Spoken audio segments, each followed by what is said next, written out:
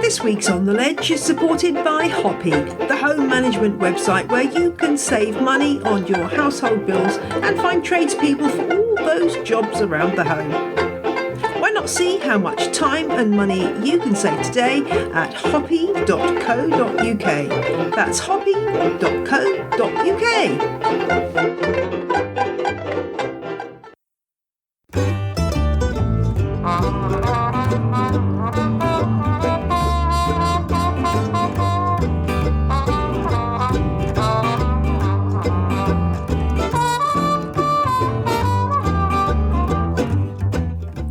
And welcome to On the Ledge podcast, episode 152.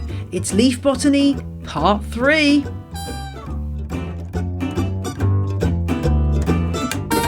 I hope you're still feeling the effects of last week's relaxation episode, but this week we're back to some modern day plant advice. Plant ecologist Dr. Julia Cook joins me to talk about the role of silicon in plants. You have to say that carefully. Silicon in plants, not silicon implants. That's a very different kind of podcast. I'll also be answering a question about brown marks on leaves. And we'll be hearing from listener MW. Thank you to Laura Ellie and Plantsman Mo and Kuyoe Key in the US for some 5-star reviews for the show. And thank you to those of you who have joined the Patreon clan in the last couple of weeks. That's Adele, Julia, Molly and Michelle, who haven't formed a girl band. No, they've all become $5 patrons and therefore legends. And Lydia, who's become a crazy plant person. Thanks also to Claire, who gave a one-off donation on code-fi.com. Instructions on how to do all of those things are in the show notes. And there's a new option on Patreon now to pay annually, which gives you 2 months free. So do check that out. I'll be putting a post out for existing patrons to explain how that works. But if you're a new patron, you can opt to pay annually when you join and you will save 2 months, as I say. So if you prefer to do it that way, it saves me on costs for transactions and it just means less hassle for you. So check that out if that's of interest. Thanks for all your deliciously wonderful feedback on previous recent episodes. Somebody commented on my Instagram post about the On the Ledge manifesto that it would make a great poster. This has got my mind whirring as it often does. Thinking forward to the physical mail out that I send out to patrons in the month of December, the festive mail out. I'm wondering whether could I think about some way of incorporating that? If you've got a good idea for what I should do for that mail out, it might be some other form of card or I don't know. I'm open to suggestions on that front. I know it seems a long way off the month of December, but hey, it's coming. Before we know it, we will be thrown into the throes of winter. I know, involuntary shudder, everybody, but we do have to face it. And if you've got any ideas about that mail out and what you'd like me to send, then do let me know. I've also been putting out a few of Perrone's Plants, the video series on Instagram where I talk about plants that I own, and you get to see my smiling face and also my extensive brooch collection. And had a message on one of those videos, it was my Hoya Kerrii video, from Kristen, who said that she just got to a safe spot after evacuating from fires in California, and she was very happy to see Perrone's Plants after 24 hours of non-stop fire footage and evacuation orders. And she says, I hope my plant babies are safe. Well, so do I, Kristen, and to any other listeners who are in California facing evacuation or other horrible things connected to those fires, I wish you all well, and I do hope that your plants are okay, Kristen, and delighted that I can offer you a little bit of light relief in the form of Perrone's Plants, because that's what it's all about. I also have covered recently the silver dollar vine, Xerococcus dangui. So if you want to learn about that plant, do go and check out my Instagram, where I'm at j.l.perrone. I'm also very excited because I have the new shelving in my office is up and running, and I've just received the LED lights that are going to light it up. They aren't officially grow lights, but they will be adding to the general atmos and hopefully providing a bit of useful spectrum for my plants. I shall be doing a video on that once I've got it all set up, and it's very, very exciting. My office still looks like a bit of a tip, but one day it'll be tidy. I'm sure you all know this feeling. It's getting there, and it's feeling a little bit less crowded now I've got rid of the rather oversized bookshelf full of my husband's records. So don't worry, they've gone into the house and they've got their own bespoke system, and it's all lovely, so don't feel too sorry for my husband. Just a quick word about merch. You can buy On The Ledge merchandise. Did you know that? I hope you do. If you go to my website, janeperrone.com, and just click on the shop link in the top right hand corner, it should take you to Spreadshirt, either in the US or in the UK, where you can buy everything from tank tops to t-shirts to hoodies to tote bags, all emblazoned with the On The Ledge logo, or alternatively with the Jane and Wolfie design that was last year's festive card. It's worth checking out. It's a way of rewarding yourself with a bit of merch from your fave pod, but also it helps support the show because a good wodge of the cash goes to me. So yeah, if you do buy some, do take a photo and send it to me or at me, and I would love to see you wearing your On The Ledge merch and tell me what you think of it. And if you're a Twitter maven, then don't forget about Houseplant Hour, 9 o'clock BST, that's 5 p.m. EDT. You'll have to work out when that is in your time zone if that is neither of your time zones. But it's on a Tuesday, 9 p.m. BST, and I would love you to join me to talk about houseplants. It's just an escape from the rest of the world and a chance to show off your beauties and ask for advice and generally shoot the breeze with other houseplant people. So do join me for that every week. You get bonus points if you turn up and you're an On The Ledge listener. Well, that's quite enough waffling from me. Let's hear from this week's listener.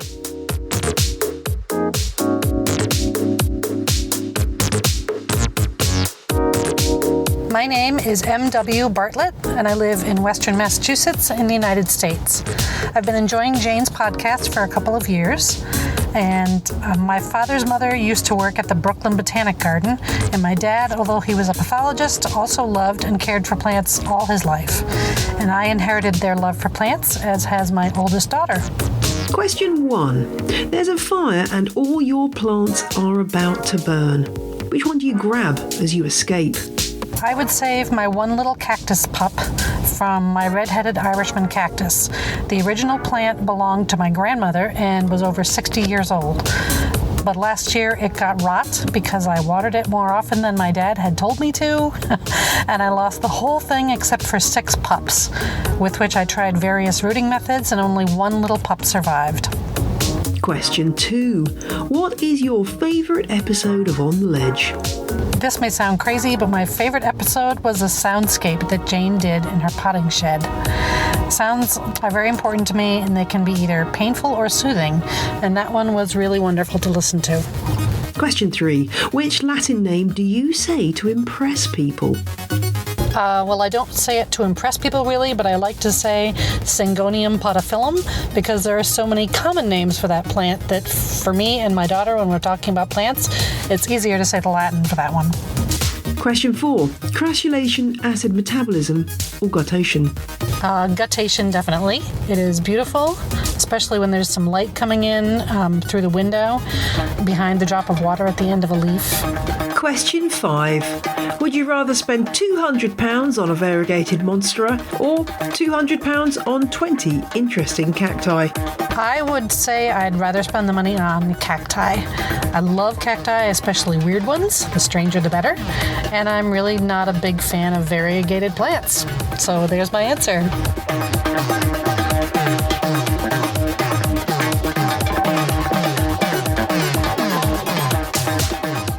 I love about Meet the Listener is that everybody's answers are so different. So, if you'd like to contribute, drop me a line on theledgepodcast@gmail.com.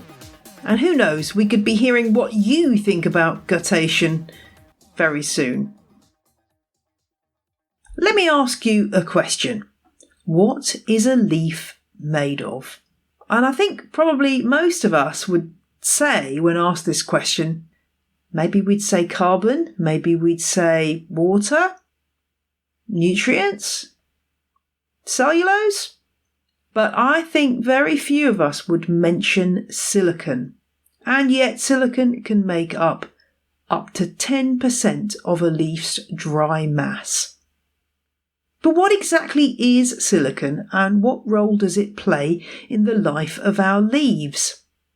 In this third part of my occasional leaf botany series, I'm joined by a plant ecologist that spent a lot of her career finding out what silicon is all about. My name's Julia Cook. I'm a plant ecologist. I think of myself as a plant functional ecologist because I'm interested in the role that different species play in ecosystems. I work at the Open University as a lecturer, so my job is a mixture of teaching and research and public outreach. A really super obvious question to start. What exactly is silicon? Yeah, I think silicon is sort of coming into its moment a bit in terms of plants. So I'm not surprised that you haven't heard too much about it, but I hope you will in future even more.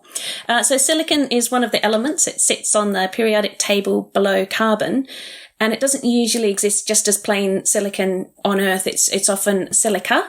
Glass is silica, or in solution, so it's as silicic acid in water. So it's often associated with oxygen, and then when it dissolves, it's sort of as a component of water. But it's very, very abundant on Earth. In the Earth's crust, it's the second most abundant element after oxygen. So silica and oxygen together as silica are everywhere, really. Do all plants contain silicon, and is it something that's concentrated in particular plant tissues, or is it just spread around the whole plant? Yes, it is in all plants, but the amount in plants varies enormously. So some plants have just minuscule amounts, whereas others can have up 10% or even more in their plant tissue. So 10% of their dry mass is a lot. This is enormous amounts. If you think about how much nitrogen or phosphorus is in a plant, the amount of silicon or silica can really exceed that. So some of the plants that are really big accumulators are things like horsetails. You can always feel how grainy and they are when you run your hands up some of the horsetails or the equisetum. And some people actually use them as sandpaper because they've got so much silica in them. Another family that has loads of silicon is the grasses. Some grasses more than others, but most grasses have quite a bit of silicon. And sometimes you run your finger up a grass blade and you get like a little paper cut. And that is because the edge of the grass has a whole lot of little silica deposits on there. And that's designed to, as a herbivore defense, to sort of damage the mouth parts of animals and stop animals eating it. But we see that as a paper cut on our fingertips. That is amazing. 10%. That's quite, as you say, that's a lot of silicon. So what's the role? Obviously, as you say, some plants have got more than others. What's the purpose of the silicon that's in our plants? That's a great question because we're still learning about that. I guess the simplest way to describe it is it seems to help plants manage a whole range of stresses. So its main role seems to be in stress alleviation. So those stresses can be biotic or caused by things that are alive, or can be abiotic, so caused by sort of environmental factors. So looking at the biotic stresses, so plants get eaten a lot by animals and look for ways to, or have evolved a number of ways to defend themselves, and silicon can be very important there for some animals. So things like stinging nettles, when you get stung by a stinging nettle, the sting is essentially a little silica needle that injects a toxin into your skin. So without the silica, you probably wouldn't get stung by a stinging nettle. They can be very abrasive. So surfaces can be very abrasive and damage the mouth parts of insects and possibly mammals. There can be layers of silicon within a leaf that prevent animals from chewing or eating them as much as they might if there was no silicon. So plants use silicon quite a lot as a herbivore defense, and some researchers have found that once a plant is attacked by herbivores, some plants are able to then take up more silicon to protect themselves when they're under attack. So it can be an induced defense. On the other side, looking at the environmental factors, silicon has been shown to help a lot of different stresses. So water stress, salt stress. It can help manage nutrient imbalances, help manage wind stress, all sorts of things. If a plant's stressed, adding silicon generally helps.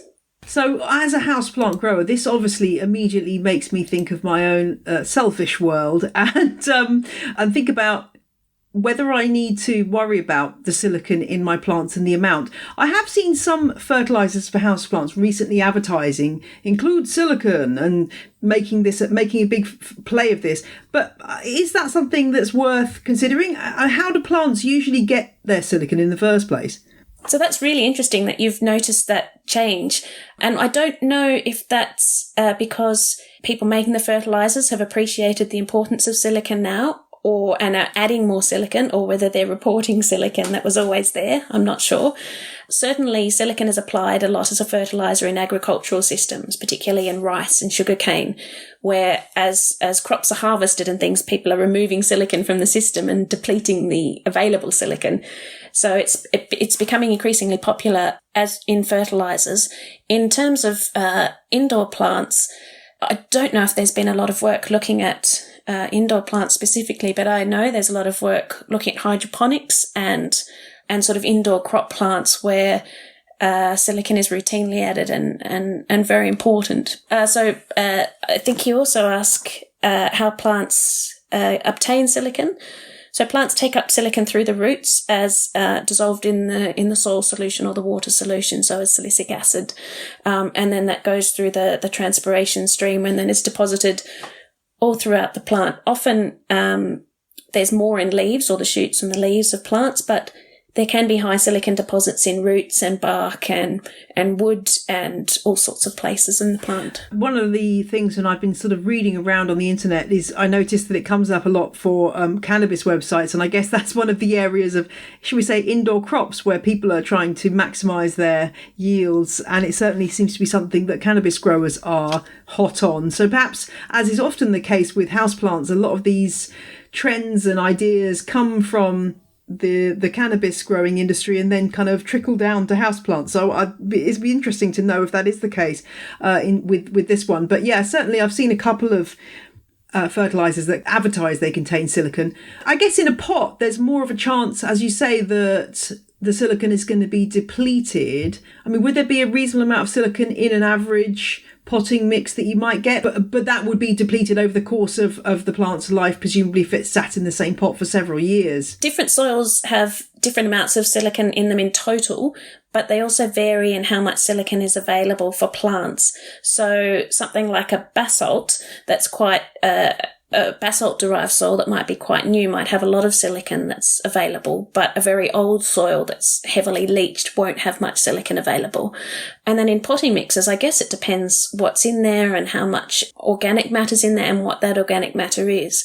Because the way silicon returns to the soil is when the plant dies and decomposes, the silicon in the plant material is released back into the soil. And that recycles quite quickly, actually, and can be a better source of silicon than weathering rock surfaces. And the way it's recycled is really lovely, because when silicon's deposited, it often forms the shape of the cell that it occupies or the gap between the cells that it's filled. And so the silica bodies that form in plants are often diagnostic of the type of plants that make them. And these plant bodies or plant stones are known as phytoliths. And so when the organic component decomposes, which is often quite fast, often this silica part can persist for much longer. So archaeologists are actually quite interested in using these phytoliths or silica bodies to recreate past environments and things like that. So in house plant soils, I guess it really depends what the material in the soil is, and whether it could be quite high if there's lots of organic matter in there and there's phytoliths dissolving and recycling. But over time, I think, over a long time, I think you find it was depleted. Why is it that silicon's been a bit of a mystery up till recently? Is it just one of those things that people haven't bothered studying, or is there any other reason? Yeah, I think there's a couple of reasons. I suppose there's sort of so much around that it wasn't clear that it might be limited in some areas, and perhaps only becomes limited in places like rice paddies, where it might be an area that's been cropped for hundreds and hundreds of years, and with the same crop and the same removal of grains and things, that you see a depletion. And in most systems, there's just enough silicon around that people haven't noticed, whereas when there's low nitrogen or low phosphorus, it's very clear very quickly. I think also for a long time, people thought silicon was just a waste product. Plants couldn't help taking it up, and they had to do something with it. So they just deposited it in their leaves, and it was just sort of a storage thing because plants didn't know what else to do with it. But I mean, plants don't do that, do they? They don't just think, oh, I'll just stick this somewhere as a waste product. They're highly optimized. They've evolved to manage incredible situations, and they rarely just do things because. So I think there were sort of misunderstandings about what silicon might do. What's left to learn about silicon? Obviously, there's lots of different avenues of research right now, but what are the key things that people don't yet know? I think we still have an enormous amount to understand about how plants use silicon and the value of silicon for plants. But some of the really big questions, I think for me, are firstly, what are the costs of silicon for plants? So we're getting a really good understanding of some of the benefits and why plants do take up and use silicon to help protect against herbivores and to manage a whole lot of stresses. But if silicon was so amazing, then why isn't silicon present in all plants in huge amounts? So there have to be some costs, and we haven't quantified those costs in the same way that we've quantified the benefits. So we need to add in that part of the picture. I think we also read a lot that silicon is a structural component. So there are some kind of classic studies from a long time ago about growing horsetails, which have so much silicon in them, without silicon, and they just don't stand up in the same way. They're dependent on silicon for their kind of structure. And so people have sort of taken this and run with it and said plants have a structural role. I mean, silicon has a structural role in plants, but beyond the horsetail studies, there's actually very little evidence, so we don't understand that. And the final big question for me is the relationship between silicon and carbon. So in nature, we don't see any chemical bonds between silicon and carbon, or even silicon and carbon with an oxygen in between. So they don't really interact with each other very closely. And yet, we know how important carbon is in plants and that everything has these big sort of organic molecules in it. So how does the silicon fit into that picture? I think that's a really fascinating thing to find out too. I think it's brilliant that we're seeing silicon pop up more frequently when we're talking about plants. And I think that will increase as we understand that plants use silicon and need silicon. And so going back to what you said earlier about noticing that silicon's popping up on fertilizers, I think it's just so exciting and so brilliant. And hopefully when people are talking about nitrogen and phosphorus, we'll increasingly see silicon creep in there. Indeed. Well, thank you so much, Julia, for sharing your knowledge with us. And yeah, I think everyone will probably now be checking the back of their fertilizer bottle to see if silicon is mentioned.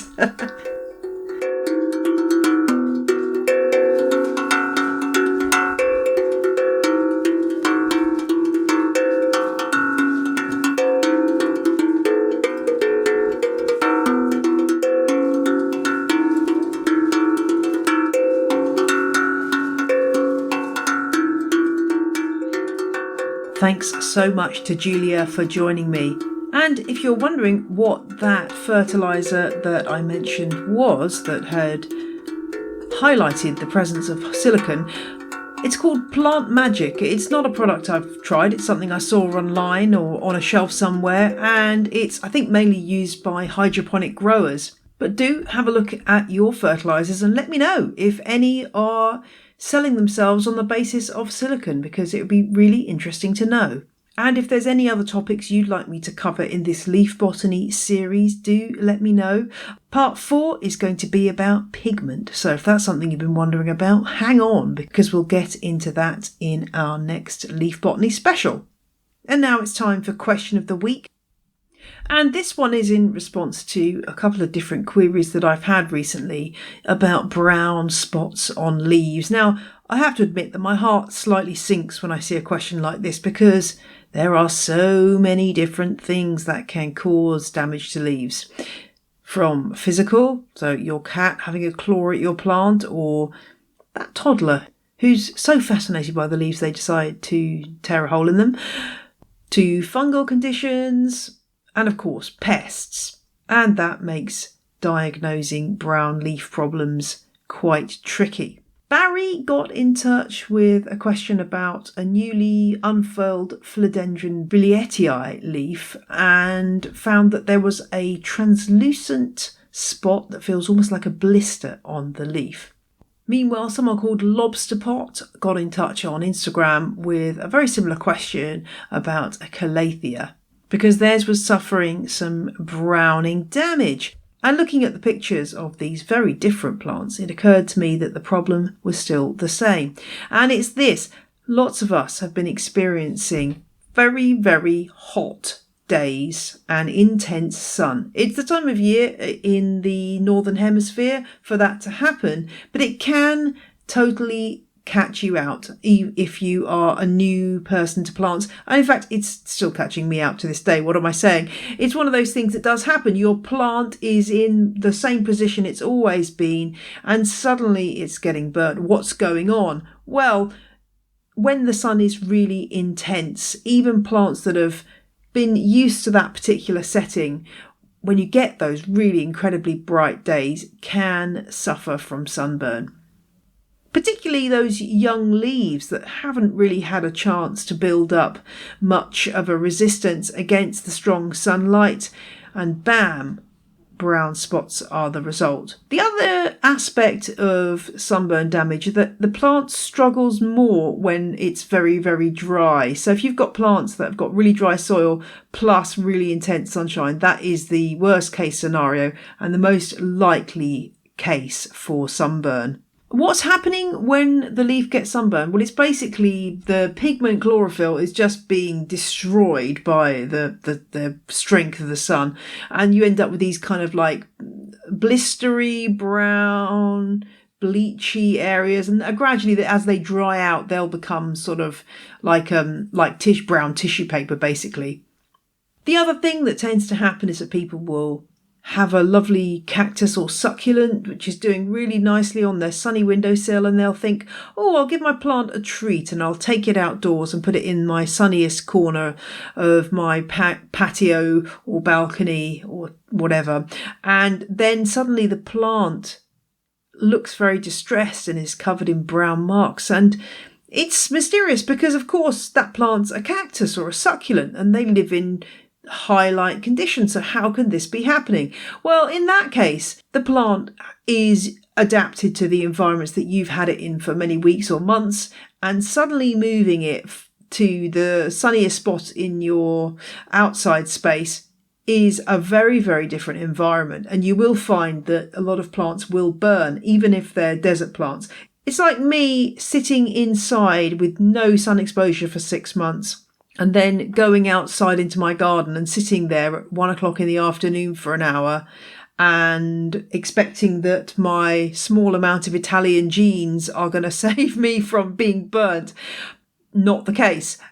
Whereas if I had been slowly building up my sun exposure over many months, and then I went outside and sat outside in the garden, I'm less likely to turn out looking like a bright red lobster.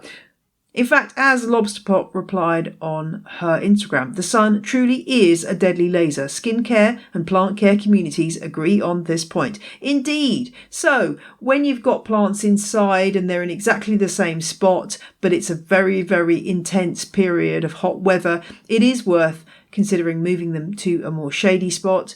And if you've got highlight plants like cacti and succulents and you want to move them outside, you do need to do that gradually. Move them to a shady spot first, because the intensity of the sun outside is far greater than it is inside. Inside, there's lots of things blocking that light from coming through at full pelt. Outside, none of that protection exists. You can also get more wind damage outside, and then that's adding to the plant's distress too. So for indoor plants that you decide to move outside, just gradually increase the exposure, start them off in a shady spot outside. And indoor plants, move them somewhere in less light. There are things you can do if you don't want to move your plant. If you've got a particularly big specimen and you're thinking, oh my gosh, I haven't got anywhere else to put this, then you can always do things like putting an old net curtain over it that's not going to be heavy enough to do any damage to the plant, but is just going to filter out that strongest light during the heat of the day.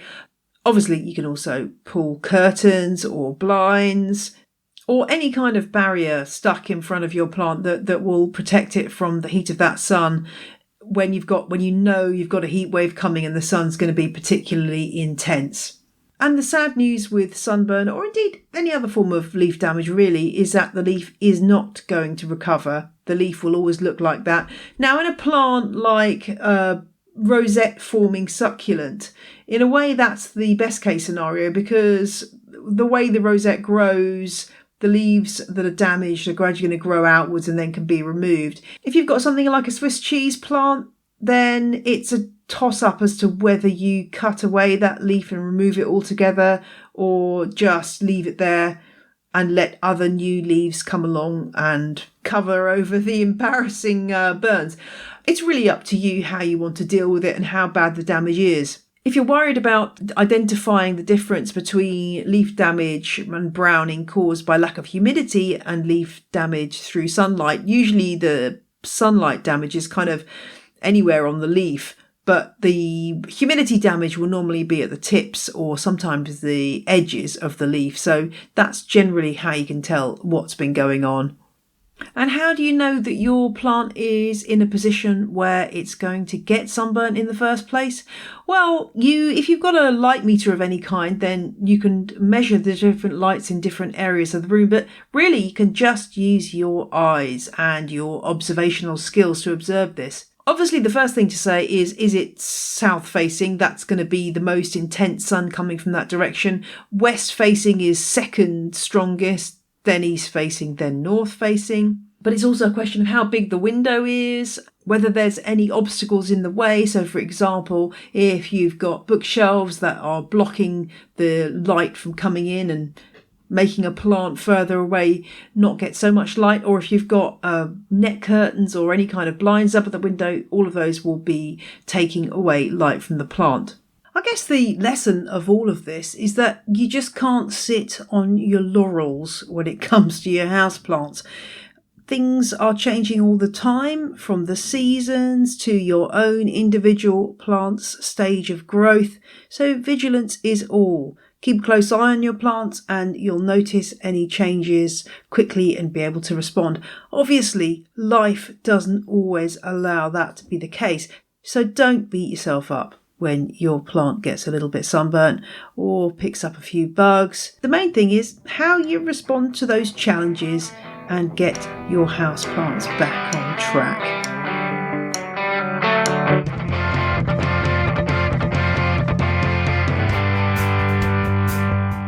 That's all for this week's show.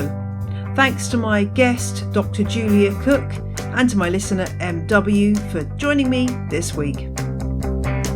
I'll be back next Friday with another episode, but until then, I'm channeling the words of the Eagles. Take it easy, take it easy. Don't let the sound of your own wheels drive you crazy. See you next Friday. Bye!